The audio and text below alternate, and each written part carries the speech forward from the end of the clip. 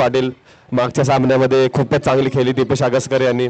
तर बघूया आपल्या होम ग्राउंड मध्ये परत कशी खेळी करत होती दीपेश आगसकर.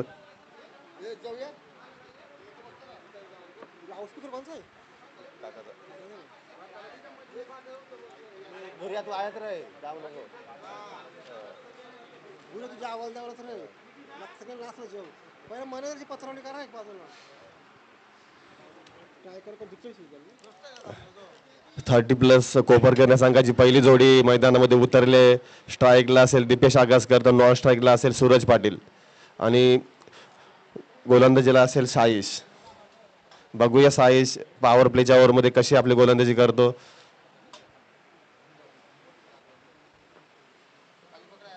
अशा रीतीने सामन्याला सुरुवात होत आहे. संघाकडून पहिली ओव्हर घेऊन येते साईश.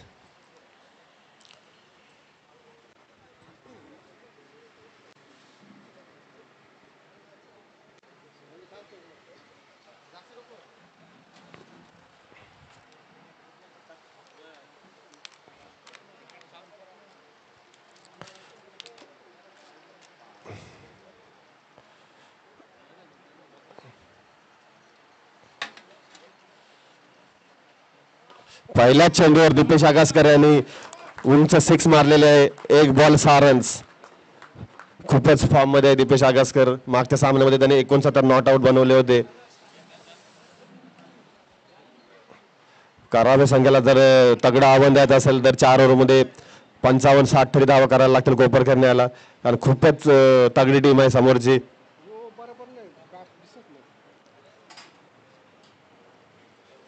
30 प्लस संघाचे एक बॉल मध्ये 7 रन झाले आहेत. दुसरा चेंडू घेऊन साईश.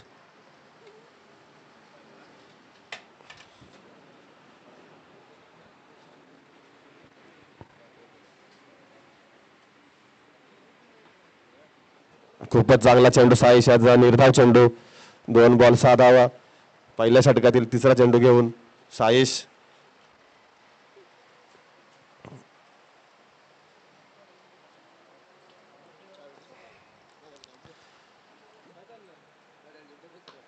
खूपच चांगला फटका मारेल दीपेश आगसकर यांनी. बॉल सीमारेषेच्या बाहेर जात आहे. 4 धावा. अशा रीतीने संघाची धावसंख्या झाली आहे ती 10. 3 चेंडूमध्ये कोपरकरने 30 प्लस संघाची धावा झाली आहे ती 10. खूपच चांगली फलंदाजी करत आहेत दीपेश आगसकर आणि अशाच धावा त्यांना काढाव्या लागतील कारण की समोरची टीम ही खूपच चांगली फलंदाजी केली होती. मागच्या सामन्यामध्ये जवळजवळ 3-3.5 ओव्हरमध्ये त्यांनी तो सामना समाप्त केला होता दिवा ब संघाविरुद्ध. साईश आणि दीपेश आगसकर यांनी मारलेला चेंडू हवेमध्ये. बघूया काय होतंय. उंच हवेमध्ये गेलेला आहे आणि खूपच खतरनाक झेल. हे कॅच म्हणजे सामना टंगरारी विकी आणि खूपच चांगला झेल घेतला आहे. जवळजवळ सर्कलमध्ये आज हवा असताना त्यांनी हा झेल घेतला आहे. कपिल 1983 मधलं कपिल देवने विव्ह रिचर्डचा झेल घेतला होता त्याची आठवण इथे झाली आहे. त्या सामन्यामध्ये पण विव्ह रिचर्डचा झेल घेतल्यानंतर तो सामना पूर्णपणे भारताच्या बाजूने लागला होता. आता बघूया दीपेश आगसकर पण त्याच ताकदीचा खेळाडू होता. पूर्ण सामना त्यांनी एका कॅचमध्ये कव्हर केलेला आहे कारण की मागच्या सामन्यामध्ये त्यांनी 69 नॉट आउट धावा काढल्या होत्या आणि हा म्हणजे अप्रतिम झेल बोलू शकता तुम्ही. कोणाला वाटलं पण नसेल की कॅच होऊ शकते म्हणून. त्यांना दाद द्यावे लागेल कारण की प्रयत्न काय त्यांनी सोडला नाही आणि बॉलला त्यांनी पिछात करत राहिले आणि लास्टच्या टायमाला त्यांनी ती कॅच एकदम व्यवस्थित त्यांनी हँडल केलेली आहे आणि त्याच्यामुळे दीपेश आगसकरला उतरावं लागलंय. अशा कॅचेस खरोखरच म्हणजे कमी बघायला भेटतील आपल्याला. एवढा अंतर त्यांनी डिस्टन्स कव्हर करून कॅच घेतलेली आहे ते.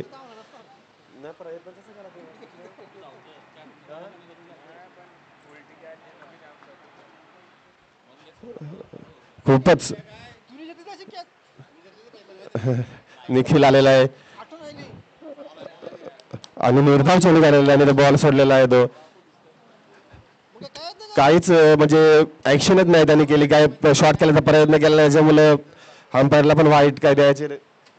सामन्यातील शेवटचा चेंडू घेऊन साईश. 10 धावसंख्या झालेल्या आहेत आणि सुंदर चेंडू आणि त्याच्यावर पण सुंदर फलंदाजी केली आहे निखिल यांनी. 4 धावसंख्या झाल्या आहेत. 14 धावा झालेल्या आहेत. खूपच चांगले षटक टाकले त्यांनी. 3 डॉट झाले आणि 3 चेंडूमध्ये 3 फटके लागलेले आहेत. 6 आणि 2 4. आणि या ओव्हरमध्ये एक अप्रतिम झेल घेतलाय विक्की आणि त्यांची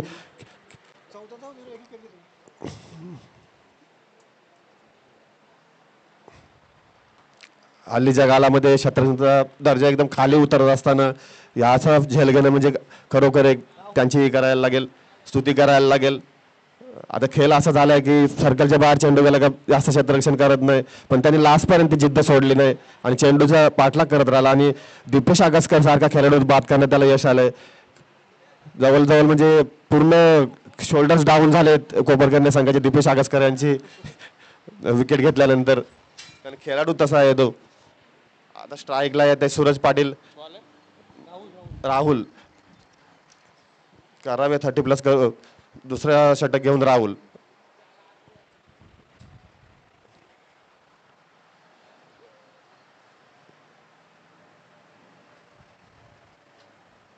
पहिला चेंडू निर्धाव झालेला आहे सूरज पाटील यांना आणि धावचीत बाद झालेला आहे जोर द्यायला.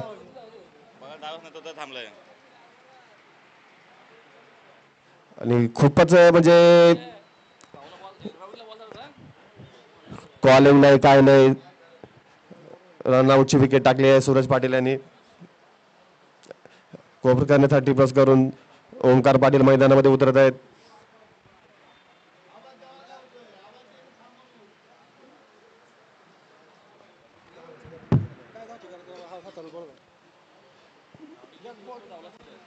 पहिला धावला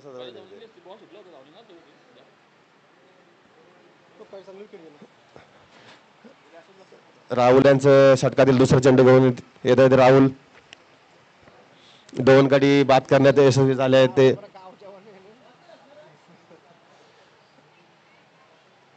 साईश संघाकडून दुसरं षटक, दुसरा बॉल घेऊन येतो साईश.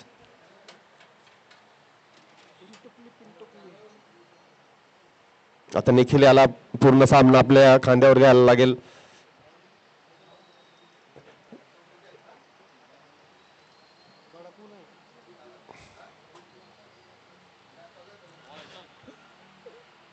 आणि पंचांचा वाईट बॉलचा इशारा. धावामध्ये वाढ झाली आहे. संघाची धावसंख्या झाली आहे ती 15. 1 षटक आणि 1 चेंडू नंतर संघाची धावसंख्या झाली 15. 2 गडी बाद करण्यात यश झाले आहे ते करावे 30+ संघ यानं निखिल. आणि निखिल यांनी मारलेला चेंडू बघूया कॅच आहे का. आणि निखिल पण बाद झात आहेत. 3 गडी बाद झाले 30+ संघाचे.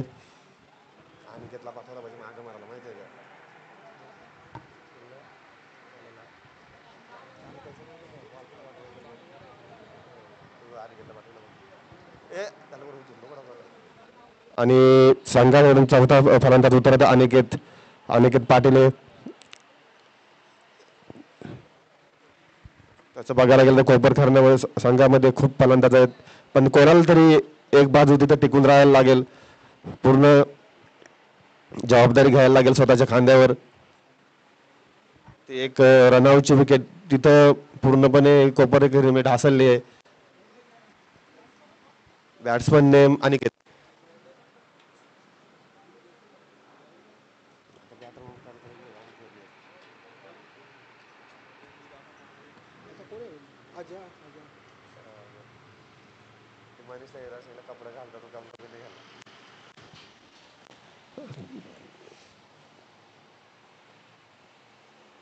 सुंदर असा फटका अनिकेत मात्र अनिकेत यांचा आणि धाव एकच धाव.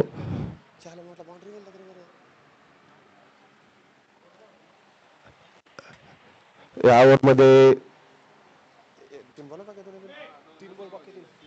3 बॉलमध्ये 2 धावा दिल्या, ती पण व्हायची आलेली आहे. स्ट्राईकला ओमकार. बघूया काय करतो आपल्या संघासाठी. आणि नो बॉल प्लस 6 धावा, म्हणजे या चेंडूवर आपल्याला 7 धावा भेटत आहेत. ओमकार यांचा सुंदर फटका म्हणावा लागेल. अशा रीतीने संघाची धावसंख्या झाली 23. 1 ओव्हर आणि 3 बॉल नंतर संघाची धावसंख्या 23 झालेली आहे. अजून या षटकातील 3 चेंडू शिल्लक आहेत. बघूया सायश फ्रीचा फटका आहे ओमकार पाटील याला. बघूया ओमकार पाटील या संधीचा फायदा घेतो की नाही. आणि ओमकार याने मारायला फटका बघूया. फ्री हिट आहे त्याच्यामुळे वाटलेला आहे आणि तसं पण कॅच ड्रॉप झाली गेलेली आहे. संघाची धावसंख्या 24 वर. अजून या षटकातील 2 चेंडू बाकी आहेत.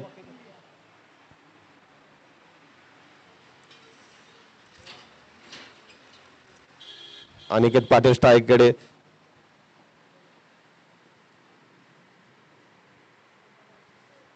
आणि सुंदर असा चेंडू. विकेट किपर खूपच चांगली किपिंग करत आहेत. शेवटचा चेंडू घेऊन राहुल.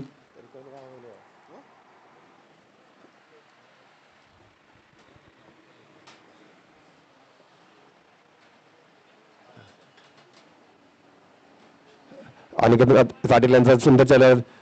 एकदा पूर्ण होते बघा. दुसरी धाव घेत घेताना दुसरी धाव पण अनिकेत पाटील यांनी पूर्ण केली. धावण्यामध्ये खूपच चांगली रनिंग त्यांची दोघांची. ओमकार पाटील आणि अनिकेत पाटील. पोहोचलाय 27 धावसंख्येवर. 26 माफ करा 26 याच्यावर गेलाय संघ. करावे संघाकडून 2 ओव्हर पूर्ण झाले आहेत. एक समाधानकारक धावसंख्या बोलता येईल. आता 12 बॉल मध्ये त्यांना अटॅक करायला लागेल. कमीत कमी अजून 12 बॉल मध्ये त्याला 31 धावसंख्या काढावी लागेल. तेव्हा ते समोरच्या टीमला आव्हान देऊ शकतात. कारण की समोरची टीम ही खूपच चांगल्या प्रकारे बॅटिंग करत आहेत. करावे 30+ संघाकडून तिसरी ओव्हर घेऊन येते भूषण. बघूया भूषण ओमकारला थांबू शकतो की नाही. ओमकार एक आक्रमक फलंदाज आहे कोपरकरने 30+ संघाचा.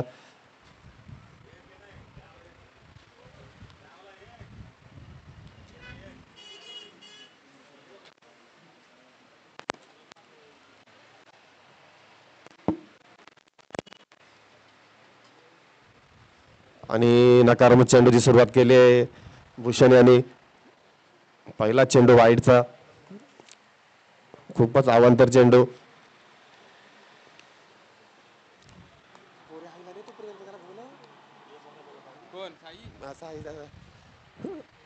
आणि ओंकार यांनी पूर्ण शॉट केलेत नाही. त्याला काय करायचं होते काय त्याला स्वतःला समजलं नाही. मारू का नको असं झालेला.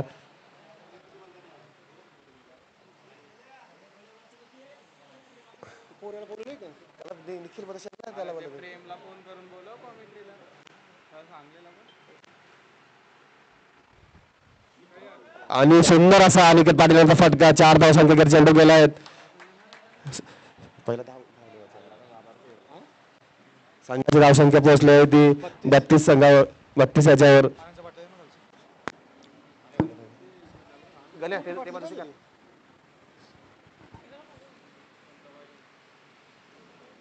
करावे संख्येचं अजून पर्यंत 10 चेंडू बाकी आहेत. 10 चेंडू मध्ये किती फायदा घेतो कोपरकर संघ हे बघायला लागेल आपल्याला.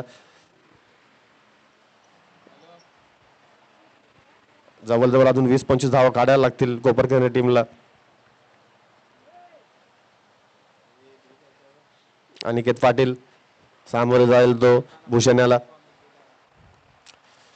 खूपच चांगला चेंडू आणि जीवन सोडलेला आहे अनिकेत पाटील यांचा. सर्कल मध्ये जेल गेला होता.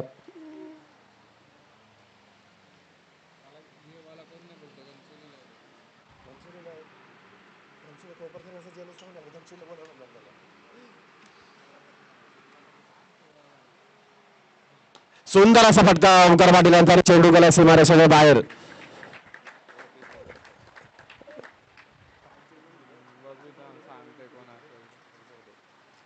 संघाची धावसंख्या झाली आहे ती 39. अजूनपर्यंत 9 चेंडू शिल्लक आहेत.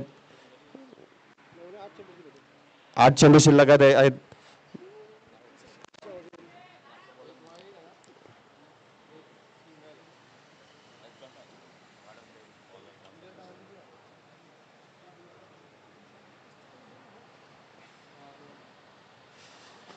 खूपच चांगला चेंडू.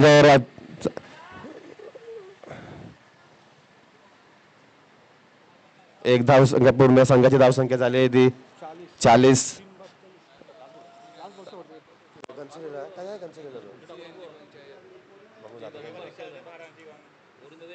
कोपरकर बदल तरी चालू राहू ना त्याला आणि 4 फूट करा करा एकीने करामत कोपरकर 30+ संघाची धावसंख्या झाली होती 44 आणि शेवटचा षटक बाकी आहे. 6 चेंडू शिल्लक आहेत. बघूया 6 चेंडू मध्ये कितपर्यंत मजल मारतो कोपरकर 30+ संघ. या ओव्हरमध्ये भूषण यांनी 17 धावसंख्या दिल्या आहेत. पहिल्या ओव्हरमध्ये 14, दुसऱ्या ओव्हरमध्ये 12, तिसऱ्या ओव्हरमध्ये 17. वाईट आहे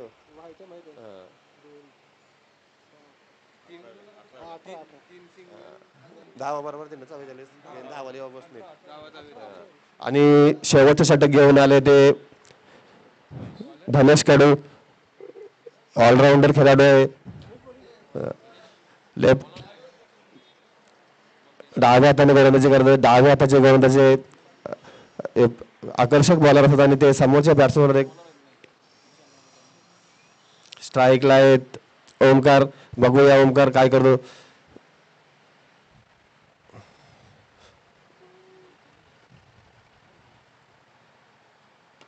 सुंदर असा चेंडू ओमकार धनेश कडू यांचा बघूया किती धाव सांगतात ते. सुंदर अशी चेंडू फेक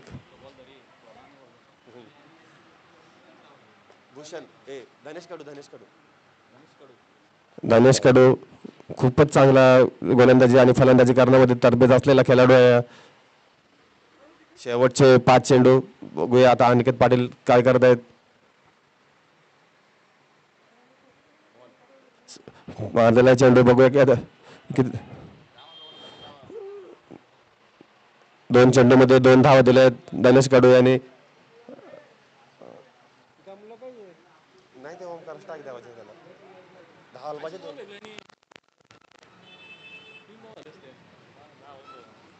धनेश कडू या 4 चेंडू बाकी आहेत धनेश कडू यांचे.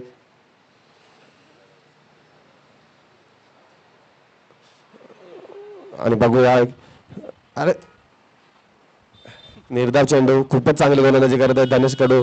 3 चेंडूमध्ये त्यांनी फक्त 2 धावा दिल्या आहेत आणि संघाची धावसंख्या ती 46 वर अडकून पडली आहे. पुढे अजून 3 चेंडू शिल्लक आहेत. ओमकार पाटील बघूया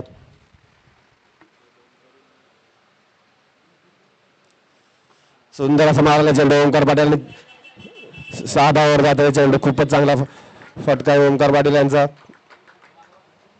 अजून 2 चेंडू शिल्लक आहेत ओमकार पाटील यांचे धनेश कडू यांचे. संघाची धावसंख्या झाली ती 52. ओमकार हा वैयक्तिक 20 धावसंख्येवर खेळत आहेत. 21 धावसंख्या करतो ओमकार पाटील. आणि पुन्हा मारला चेंडू बघूया सीमारेषेच्या बाहेर जातो का. आणि परत 6 धावावर ओमकार पाटील यांनी लगातार 2 षटकार मारलेत ओमकार पाटील यांनी. आता काय धावसंख्येला जरा आकार आलाय. शेवटचा चेंडू घेऊन येत 58. 58 धावसंख्या झाले आहेत.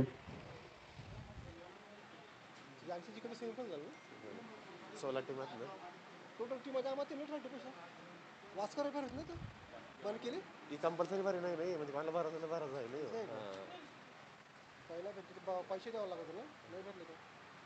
आणि पुन्हा एकदा मारला ओमकार पाटील बघूया काय होत होतो. आणि पूर्ण एकदा 6 धावा आणि लगातार 3 सिक्सर मारले ओमकार पाटील. अप्रतिम त्यांची बॅटिंग झाली आहेत. अशा तऱ्हेने संघाची धावसंख्या झाली आहे ती 64 आणि 65 डावांचं आव्हान उभं केलं आहे ते करावे बी संघापुढे. बघूया आता करावे बी संघ काय करत आहेत. त्यांची पण फलंदाजी साईड चांगलीच आहे. शुभम आगसकर यांचं मंचावर स्वागत आहे. खूप दिवसातून ते इथं आले आहेत. चला मी विराज बेटा हाताचा घेत आहेत.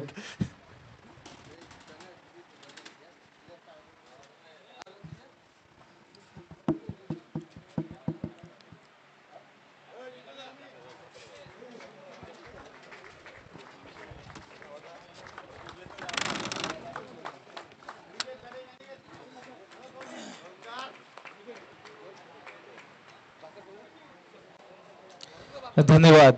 तर कोपरखैरणे संघाची बॅटिंग लाईनअप किती खोलवर आहे हे दाखवून दिलं या खेळीने.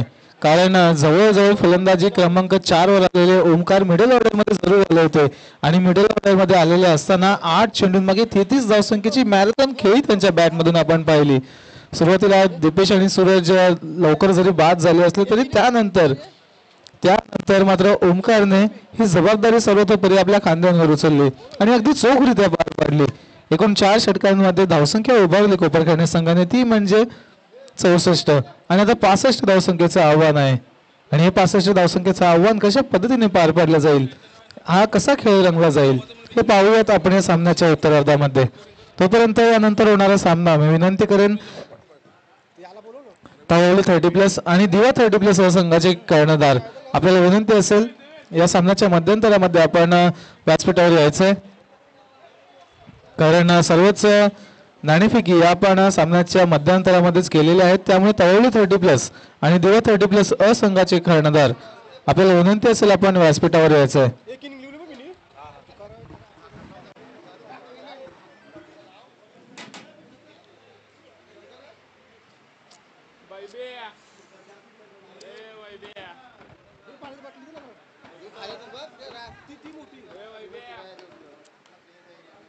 एका ठेवले ना हर्षद 64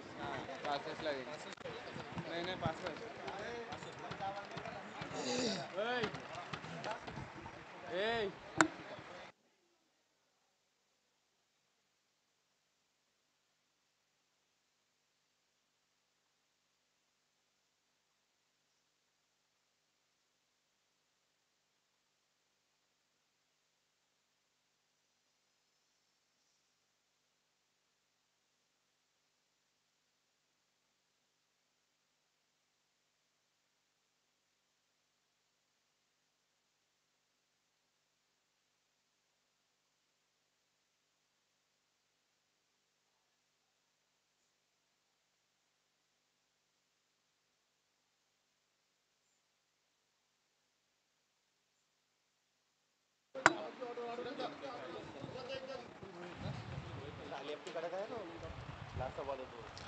65 धावसंख्येचं आव्हान आहे आणि 65 धावसंख्येचं आव्हान पार पाडण्यासाठी आलेली सलामीची प्रारंभीची जोडी करावे 30+ संघाची आपण पाहत आहात. मागील सामन्यातील सामनावीर कपिल भोईर तर दुसरीकडे असतील धनेश कडू. 2 ताबडतोब फलंदाज. कपिल भोईरने तर मागील सामन्यामध्ये सामनावीराचा पुरस्कार पटकावला होता आणि माझी बॅटिंग कशा पद्धतीची आहे, माझ्या फलंदाजीचा दर्जा काय आहे हे दाखवून दिलं होतं. परंतु दुसऱ्या बाजूला असलेले शांत धनेश स्वभावाने जरी शांत असले तरी सुद्धा मात्र या बॅटने आपला शांत स्वभाव पूर्णपणे बदलवून टाकतात. काय फलंदाजी करतात, mid wicket, long on, square leg, काय फलंदाजी करत असतात धनेश. पाहूयात या सामन्यामध्ये 65 धावसंख्येचा कशा पद्धतीने पाठलाग केला जाईल.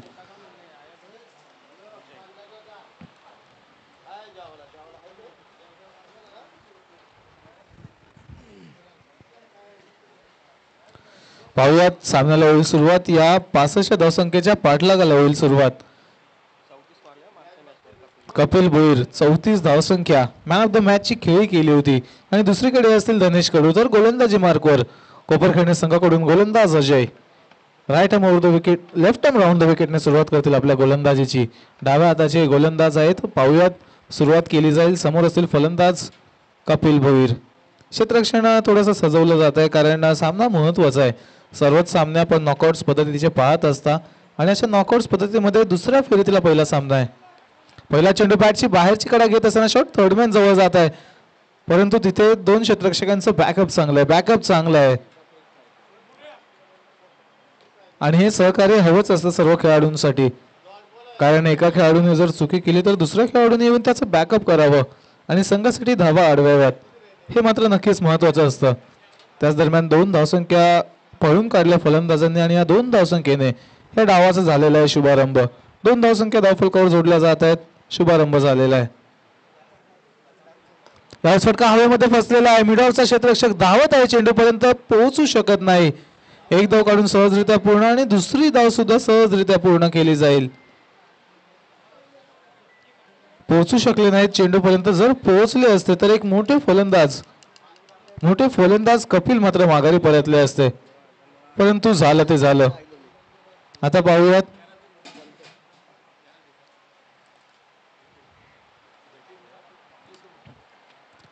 चार धावसंख्या, 2 चेंडूंमागे मागे 4 धावसंख्या आहेत. गोलंदाजांनी फसवलेलं आहे फलंदाजांना, गोलंदाजांनी चकवलंय. आणखीन एक चांगला चेंडू, 2 चेंडूंवर तर वर्चस्व प्रस्थापित केलं होतं आणि तिसऱ्या चेंडूवर सुद्धा ते वर्चस्व गाजवत असताना गोलंदाजाचे उत्कृष्ट गोलंदाजी. क्षेत्ररक्षण जर आपण पाहिलं तर एक गलीमध्ये क्षेत्ररक्षक आहेत, एक डीप लॉंग ऑन, एक डीप मध्ये मिड विकेट आणि बरोबर लॉंग ऑनच्या दिशेमध्ये जाईल हा चेंडू. आणि क्षेत्ररक्षणाला अनुसरूनच गोलंदाजी सुद्धा केली जात आहे, कारण पॉवर प्लेचं षटक आहे. फक्त 2 क्षेत्ररक्षक आपल्याला सीमारेषेलगत तैनात दिसतील आणि सीमारेषेलगत तैनात असताना हे 2 क्षेत्ररक्षकांना अनुसरून मात्र ती गोलंदाजी सुद्धा करावी लागेल. अगदी जकडून ठेवलेलं आहे. जिथे आपण पाहिलं की 2 चेंडूंवर सुरुवातीच्या बीट केलं होतं फलंदाजांना, त्यानंतर जे चेंडू हाताळले अतिशय सुरेख दर्जाचे चेंडू, बरोबर फलंदाजांना मात्र थोडीशी चिंता निर्माण करणारे चेंडू होते. पॉवर प्लेचं पहिलं षटक आहे. शेवटचे 2 चेंडू आता मात्र शिल्लक आहेत.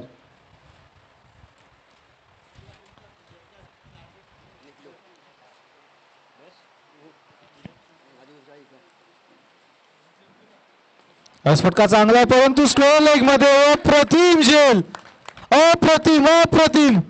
कौतुक करावं तितकं कमी. अगदी वरून चालला होता, परंतु वरुण पाटीलने तो झेल प्राप्त करत असताना काय उत्तम दर्जाचे फलंदाज धनेश कडू यांना मात्र पहिल्या चेंडूवर गोल्डन डकच्या स्वरूपात परतावलं माघारी. नाईस कॅच, अप्रतिम अप्रतिम असा हा झेल होता. शब्द अपुरे पडतील या झेलासाठी, कारण महत्व तेवढं होतं या झेलाचं. धनेश कडू विस्फोटक आक्रमक फलंदाज यावेळेस स्वस्तात परततील माघारी.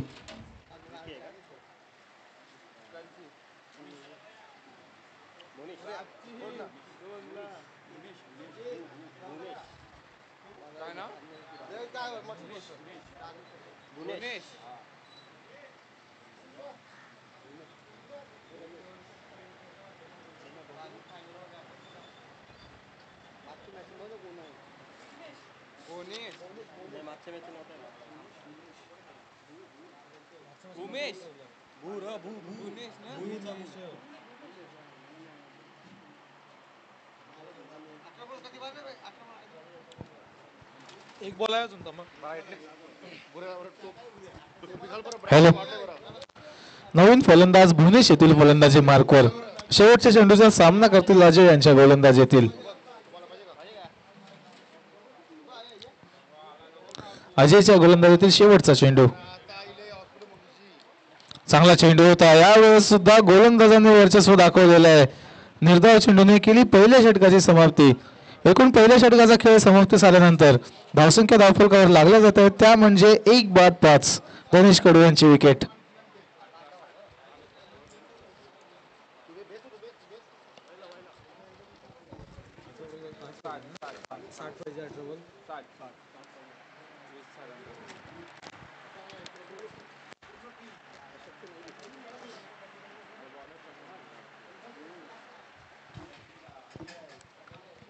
पाच धावा फक्त मिळवता आल्या फलंदाजांना आणि आता उर्वरित 18 चेंडू मागे आवश्यकता असेल ती म्हणजे 60 धावसंख्येची.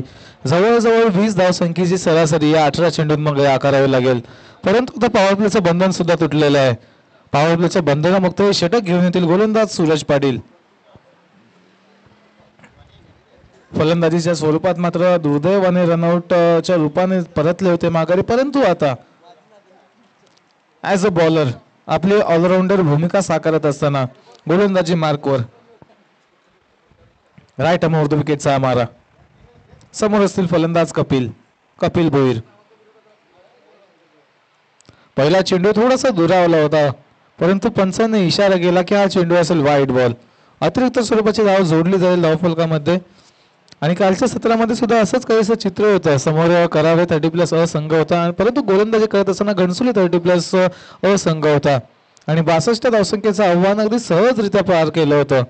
फक्त 4 धावसंख्या हव्या होत्या शेवटच्या षटकामध्ये, परंतु यावेळेस करावे संघ थोडासा दबावामध्ये, परंतु दबाव गोलंदाजावर जाणवत आहे की काय. लागोपाठचे 2 अतिरिक्त स्वरूपाच्या धावा ऍड करणारे चेंडू हाताळले सूरज पाटीलने.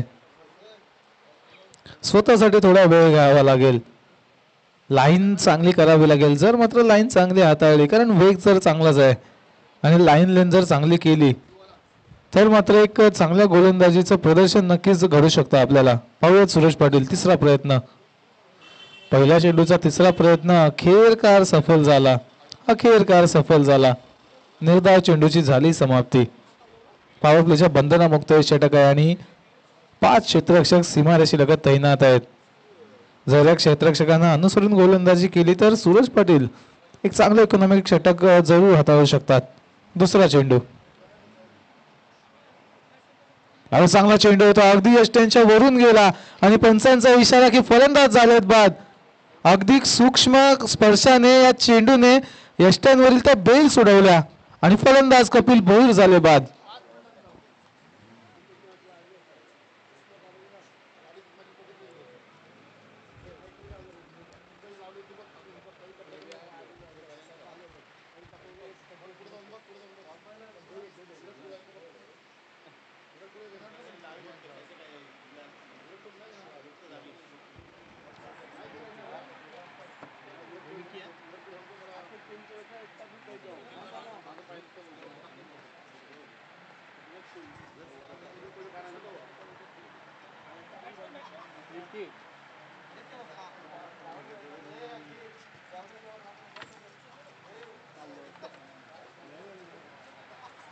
फुटबॉल स्पॉन्सर दे ना 5-10 हजार दे. अध्यक्ष तूच आता.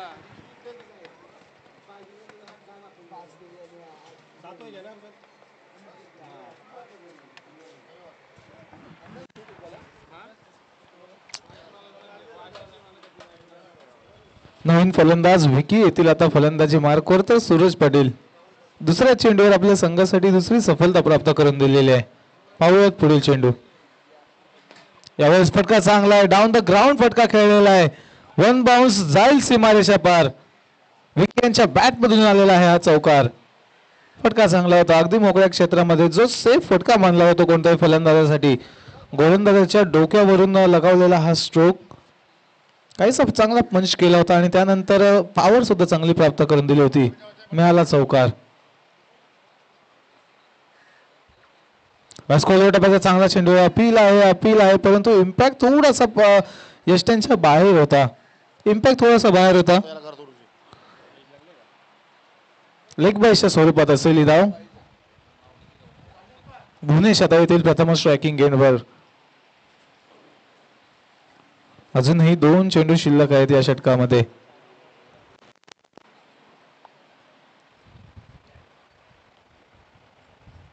फटका पाहूयात, उंचावलेला आहे परंतु लॉंग ऑफ मध्ये अगदी हातामध्ये विसावला. फ्लॅट फटका खेळला होता. एलिव्हेशनची कमतरता जाणवली होती. एलिव्हेशनची कमतरता असल्यामुळे बरोबर क्षेत्ररक्षकांच्या हातामध्ये विसावला हा चेंडू. आणखीन एक फलंदाज भुवनेश सुद्धा होतील बाद.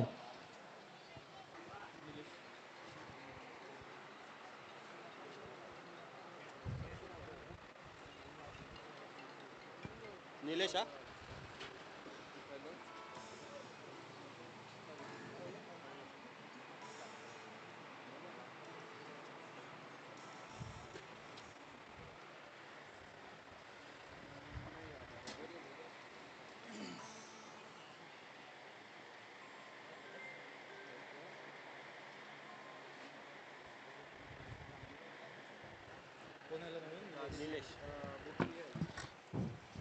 निलेश येथील नवीन फलंदाज आणि सूरज पाटील 5 चेंडू हाताळले आणि 5 चेंडूंमध्ये अवघी 7 धावसंख्या खर्च केलेली आहे. पाहूया शेवटचा चेंडू. परंतु अजूनही वाट पाहावी लागेल हा चेंडू समाप्त होण्याची. हे षटक समाप्त होण्याची अजूनही वाट पाहावी लागेल. निलेश बॅट्समन ना निलेश. शेवटचा चेंडू अजूनही शिल्लक आहे. Suraj Patil right arm over the विकेटने सुरुवात करतील या शेवटच्या चेंडूची. दुसरा प्रयत्न असेल. अलॉंग द ग्राउंड खेळलेला आहे. कव्हर ड्राईव्ह चांगली पाहायला मिळाली परंतु डीप मध्ये प्रोटेक्शन आहे. कव्हर रिजन मध्ये प्रोटेक्शन उपलब्ध आहे. फक्त एकच धाव मिळेल आणि दुसऱ्या षटकाची सुद्धा झाली समाप्ती. एकूण 2 षटकांचा खेळ समाप्त झाल्यानंतर धावसंख्या धावफलकावर लागल्या जाते त्या म्हणजे 3 बाद 14 धावसंख्या धावफलकावर आहेत. आणि म्हणजे आता उर्वरित 12 चेंडूंमागे आवश्यकता असेल ती म्हणजे 51 धावसंख्येची. 12 चेंडू आणि 51 धावसंख्येची आवश्यकता. आव्हान थोडंसं कठीण आहे कारण जवळजवळ 25.50ची सरासरी गाठायची आहे आणि कोपरखैरणे संघाच्या गोलंदाजी समोर थोडीशी कठीण आहे ही सरासरी. पाहूयात 12 चेंडू 51 धावसंख्येची आवश्यकता आणि गोलंदाज ओमकार. ओमकारच्या बॅट मधून आपण 8 चेंडूंमागे 33 धावसंख्या येताना पाहिल्या होत्या. 33 धावसंख्या ओमकारने पटकावल्या होत्या. आता गोलंदाजी मार्कवर फटका चांगला आहे. Square off the wicket. Wideish backward square लेगच्या दिशेने खेचलेला हा फटका चाललेला आहे चौकार. चौकाराला अजूनही सामना जिवंत असेल का? करावे संघाचे खेळाडू जर अशा पद्धतीने फलंदाजी केली तर मात्र या सामन्याचं चित्र आपल्या बाजूने नेऊ शकतात. खराब चेंडू होता, फुलटॉस चेंडू होता, त्याला स्वीप करत असताना बॅकवर्ड स्क्वेअर लेगच्या दिशेने पाठवलं सीमारेषाभर चौकार.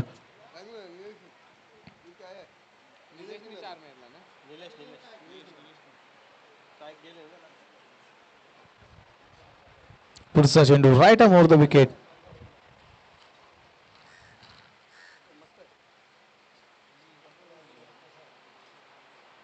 यावेळेस चांगला चेंडू होता, थोडासा खोलवर राहिला. रिप्ले मध्ये पाहू शकाल पण बॅट थोडीशी वरून गेली होती आणि चेंडू थोडासा खोलवर राहिला, त्यामुळे निर्धाव चेंडूची झाली समाप्ती.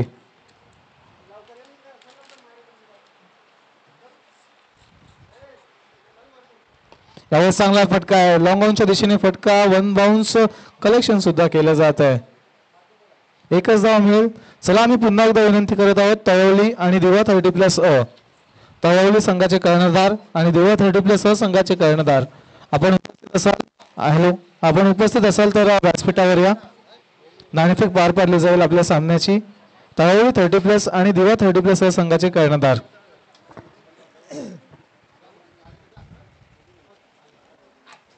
यावेळेस फटका चांगला, हेलिकॉप्टर स्ट्रोक, 2 क्षेत्ररक्षकांच्या बरोबर मधोमध चेंडू जाईल सीमारेषा पार चौकार.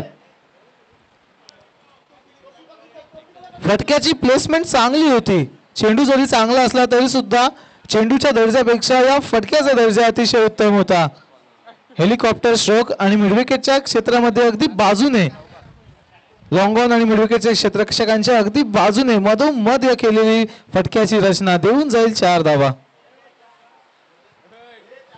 चौकाराने आता धावसंख्या जाऊन पोहोचली 23 वर. अजूनही शेवटचे 2 चेंडू शिल्लक आहेत या षटकातील. शेवटचे 2 चेंडू अजूनही शिल्लक.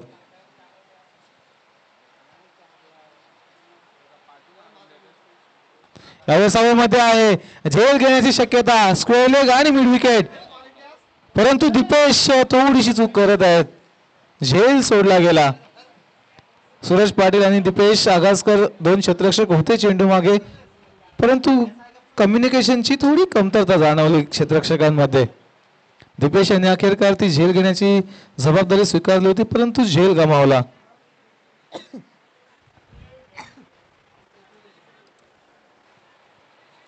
शेवटचा चेंडू, स्लॉग स्वीपचा हा फटका, बरोबर पुन्हा एकदा त्या क्षेत्रामध्ये मिळेल आणखीन एक चौकार.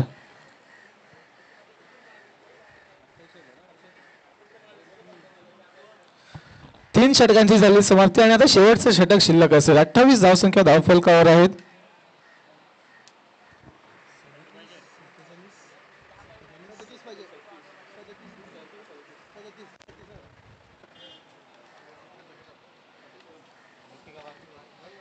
आता 6 चेंडू आणि 37 धावसंख्येची आवश्यकता असेल.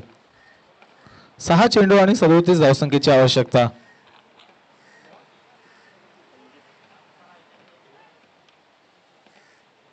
चला तर आम्ही पुन्हा एकदा विनंती करत आहोत, तळवली 30+ आणि दिवा 30+ आपल्याला विनंती असेल आपण व्यासपीठावर यायचंय. खरं तर मध्यंतरामध्ये नाणेफेक पार पाडणे फार आवश्यक होते, परंतु आपण आपली उपस्थिती दर्शवली नाहीत. तरी या हे षटक संपण्या अगोदर आपण व्यासपीठावर या ही विनंती असेल.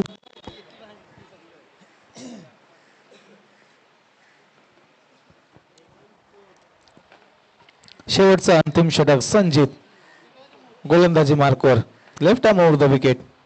आवश्यकता आहे 6 चेंडू मागे 37 धावसंख्येची. हॅलो,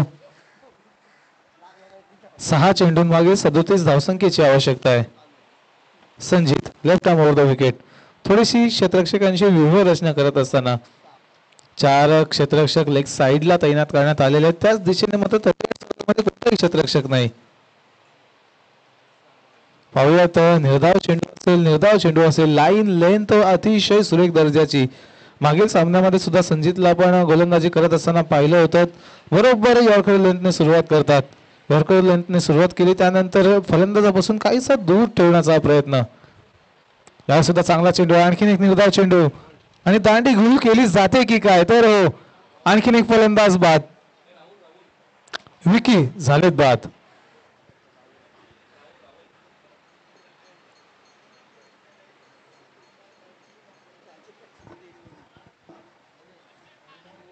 अनेक फलंदाज आले. प्रत्येक फलंदाजाने प्रयत्न केला परंतु अखेर या कोपरखैरणे संघाच्या गोलंदाजी समोर नमावं लागलं फलंदाजांना. वारंवार निरंतर स्वरूपात विकेट्स पडत गेले. धावा आल्या नाहीत आणि एखादी भागीदारी जर निर्माण झाली असती मैदानामध्ये तर काहीच वेगळं चित्र पाहायला मिळालं असतं. परंतु कोपरखैरणे संघ आपल्या संपूर्ण या संघाने केलेल्या खेळावर मात्र खुश असतील. कोपरखैरणे संघाचे सर्वच समर्थक, सर्वच प्रेक्षक, सर्वच खेळाडू आता मात्र काहीशा उल्हासित नजरेने आपल्या खेळाडूंकडे पाहत असतील. कारण दोन्ही सामन्यांमध्ये जरी टॉस गमावला असला, जरी नाणेफेक हरली असली तरी सुद्धा प्रथम फलंदाजी करत असताना 2 वेळा एक मोठी टोटल समोर उभारले. आता पाहूयात शेवटचे 4 चेंडू शिल्लक. नवीन फलंदाज राहुल. फुलटॉस चेंडू उडवलेला आहे, भिरकावलेला आहे परंतु एलिव्हेशनची कमतरता. पुन्हा एकदा चेंडू 20 क्षेत्ररक्षकांच्या हातामध्ये. राहुल आले होतील बाद. लागोपाठची दुसरी सफलता संजितला होईल प्राप्त.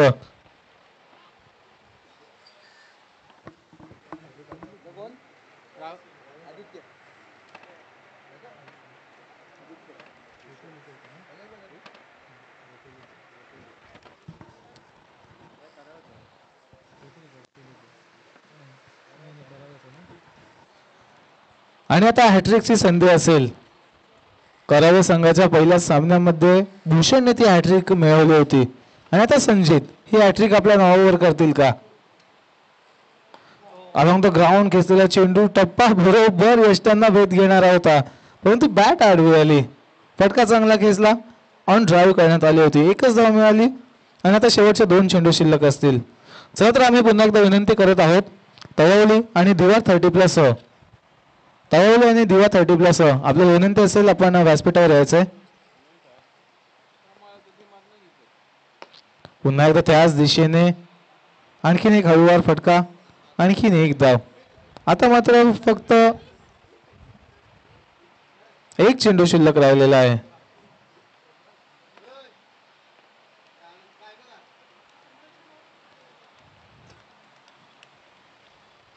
हा सामना सुद्धा जिंकत आहे कोपरखैरणे संघ आणि आजच्या दिवसाच्या सेमीफायनल मध्ये प्रवेश करणारा पहिला संघ ठरत आहे. स्वतःचे आयोजन आणि स्वतःच्या आयोजनामध्येच केलेला हा दमदार खेळ. पहिल्याच सामन्यामध्ये दीपेश आगासकर असो की दुसऱ्या सामन्यामध्ये